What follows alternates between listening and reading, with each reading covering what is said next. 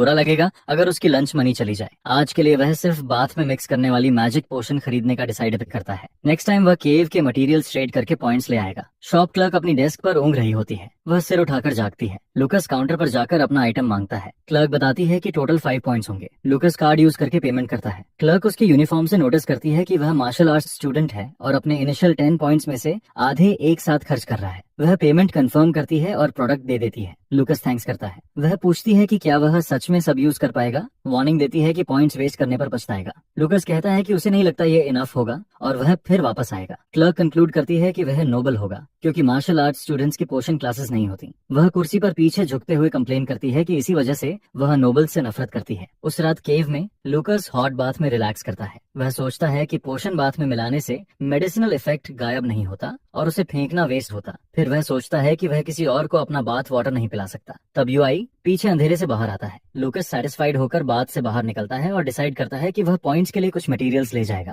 वह तय करता है कि कॉमन लेवल 2 मटेरियल्स ही लेगा ताकि अटेंशन न मिले। लेकिन तभी पानी से एक क्रीचर बाहर आता है। लूकस मुड़कर देखता है। यूआई बाथ वाटर पी रहा होता है और लूकस उससे पूछता है कि वह क्या कर रहा है। बैरल के पीछे छुपते हुए लूकस पूछता है कि क्या यूआई ने सारा पानी पी लिया। वुल्फ उसे घूर कर देखता है। लूकस टब से बाहर निकलता है और कहता है कि कोई बात नहीं, इससे यूआई का बॉडी भी स्ट्रांग होगा। यूआई उसे थैंक्स कहता है और मीट भी मांगता है। लूकस उसे ग्लटन कहता है और कमेंट करता है कि इससे वेस्टेड वाटर की प्रॉब्लम सॉल्व हो गई। वह प्लान करता है कि 3 दिन बाद मटेरियल्स ट्रेड करेगा और अभी टूल्स डॉम्स के पास छुपा देगा। शॉप क्लर्क उसे हेवी टूल उठाए हुए देखती है और मैजिक हेल्प ऑफर करती है, लेकिन लूकस मना कर देता है। वह गुड बाय कहते हुए उसे ब्लेस्ड चाइल्ड कहती है। सिगरेट सबको याद दिलाता है कि टेमिंग टूर्नामेंट कल है और पूछता है कि क्या वे इसे सीरियसली ले रहे हैं। वह कहता है कि स्लैक ऑफ मत करो, जो ट्रेन नहीं करना चाहता वह क्विट करके घर जा सकता है। टीचर शार्प की तरफ इशारा करता है और कहता है कि उसकी लेग बहुत ऊपर जा रही है जिससे वह वल्नरेबल हो रहा है। फिर वह काई की तरफ मुड़ता है। म्यूजिक के बीच टीचर काई के वीक पंच पर सवाल उठाता है, जिस पर स्टूडेंट पलटकर कहता है कि वो ऑलरेडी लूकास, शार्प और कॉलिंस को हरा चुका है, जिस पर टीचर काई को हिट करता है और फिर बाकी तीनों से पूछता है कि क्या वो सच में इस गाय से हार गए थे। लूकस, शार्प और कॉलिंस इस बात को कंफर्म करते हैं कि हाँ, वो हार चुके थे। यह सुनकर सिगर्ट अपना हाथ चेहरे पर रखता है और कंप्लेन करता है कि स्पॉइल्ड नोबल्स ही असली प्रॉब्लम है। इसके बाद वो टीशी को काई से फाइट करने का इंस्ट्रक्शन देता है,